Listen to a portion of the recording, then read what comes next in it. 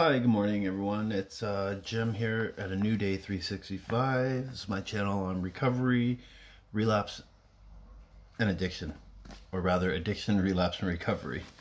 I'm in the recovery phase of my my addiction now, and you know, things slowly getting better. I was wrong yesterday. Today I'm 23 days sober and free from all mind-altering substances. I'm back to not smoking. I am vaping, but I'm not smoking cigarettes. Man, you know, recovery from drug addiction can be a tough thing. You know, I caused so much destruction in my past that that I tend to like blame everything on myself, right? But I mean, I'm realizing that not all things are my fault, right? I gotta take care of my side of the street, but I can't take on those issues that are caused by other people, right? I mean, I gotta remember why I'm getting sober and what's important in this, and I've got to do this for me. I can't get sober for anyone else. I can't change their feelings and their thoughts, and that's something I've struggled with, right? Especially with my baby mama. Like, she's angry. She's an angry person. I mean, and she was probably angry before I even came in the picture, right? I can't be responsible for her anger. Her feelings are her own. My feelings are my own.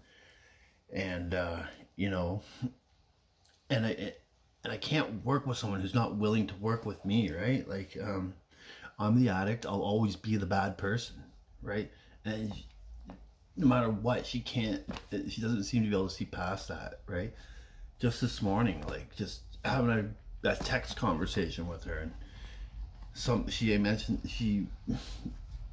commented and made a mention of she can't understand why the kids lie to her, and I just offered up my opinion on why, right? And I'm like, well, you know, maybe if they're afraid, right? Maybe if you didn't get anger so quickly, they wouldn't be so fearful to tell the truth, right? And boom, wrong words, right? I can't say that kind of stuff to her because she just goes off. You are, and right? It says, man, she can't understand that. Just trying to be helpful, a co-parent, and offer up some things that maybe she can't see herself, right? And you know what? That's fine. That's fine. So I've got to make that decision. First of all, I've got to make the decision to just stop communicating, right? I've been trying so hard to just like make things work, but it's not gonna happen. I've got to come to that term, that the realization of that. Like, yeah, I got to stop wanting something that isn't reciprocated, right? It's only it's harmful. At the end of the day, I got to do this for me. Right? I'll never be able to please her. I'll never be able to please anyone else. And that's fine. Like, I just got to accept that. It's tough and it's hard.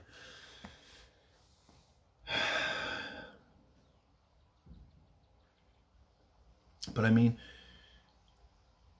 you know, why would I want someone like that, right? Like, I mean, why would she want an addict, right? Like, if I'm out using, I get that.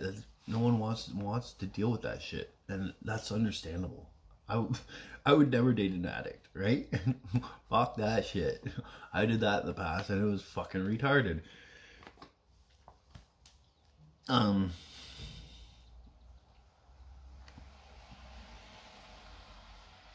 I mean,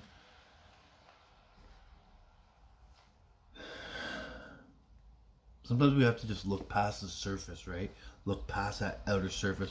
Get rid of these friggin' images and these labels we've created in our mind, right?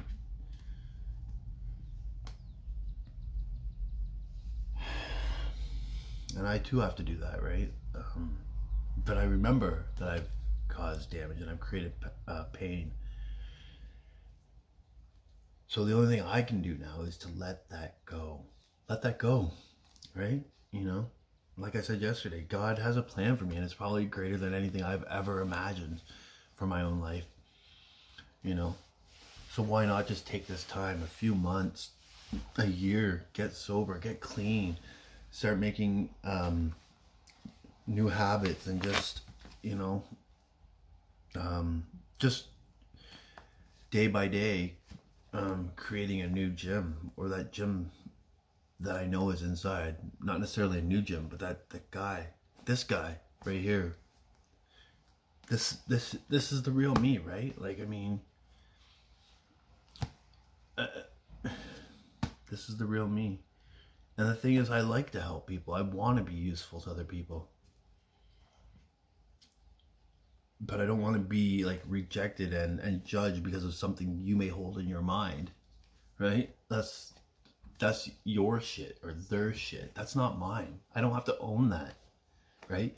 You don't decide who I am. I get to decide who I am. And this is me. This is me.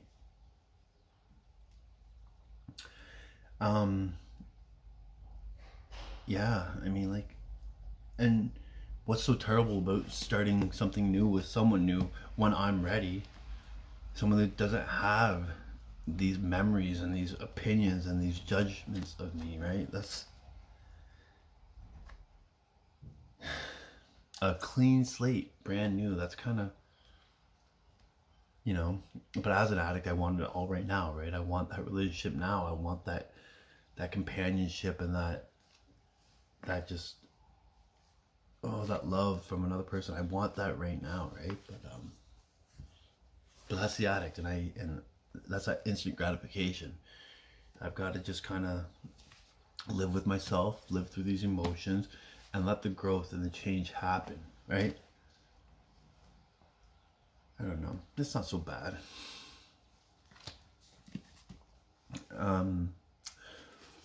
So let's get on with the readings from A New Day. Today is March 28th. There are no victims, only volunteers. Anonymous.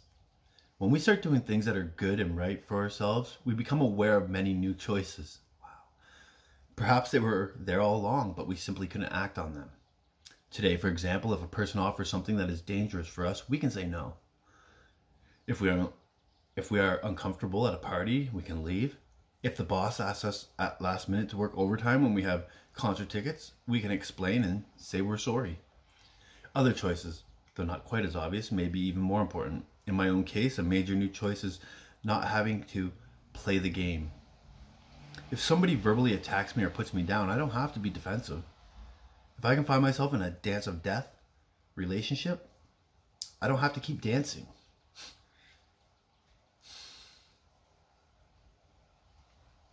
In short, I no longer need to compromise my dignity, sink to someone else's level, or put up with abuse. It takes a while to see these less obvious choices, for they relate primarily to the way we feel about ourselves. The better we feel about ourselves, the more such choices will be available, and the more strength and confidence we'll have to make the right ones.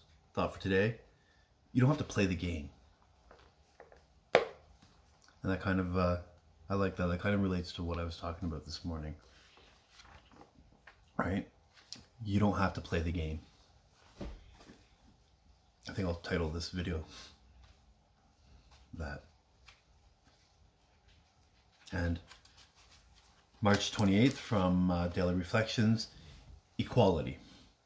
Our membership ought to include all who suffer from alcoholism. Hence, we may refuse none who wish to recover.